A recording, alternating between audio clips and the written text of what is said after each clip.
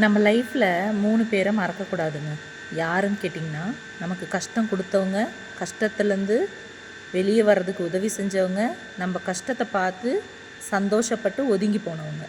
இந்த 3 பேர் இருக்கிறதுனால தான் நம்ம லைஃப் வந்து நல்லா இருக்குன்னு நம்ம சொல்லுவோம். ஏன் அப்படின்னா, கஷ்டம்னு ஒன்று இல்லை அப்படின்னா நம்ம வாழ்க்கை சுவாரஸ்யமே இல்லாமல் போயிடுங்க. கண்டிப்பாக கஷ்டம்னு ஒன்று வரும்போது, நம்ம கஷ்டத்தை ஒருத்தர்கிட்ட சொல்லும்போது நமக்கு நெருக்கமானவங்க கூட விலகி போவாங்க.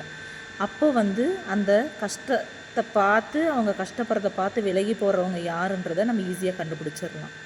அதே மாதிரி நம்ம கஷ்டம் அப்படின்னு சொல்லி நம்ம மனசு விட்டு ஒருத்தர்கிட்ட சொல்லும்போது அவங்க சொல்லுவாங்க, விடுப்பா பார்த்துக்கலாம், இதெல்லாம் ஒரு விஷயமா, இதெல்லாம் ஏன் நீ இந்த அளவுக்கு மைண்டுக்கு ஏற்றிக்கிற, இதெல்லாம் நீ வந்து யோசிக்காத அப்படின்னு ஒரு சில ஆறுதல் வார்த்தைகள் சொல்லுவாங்க பார்த்தீங்களா.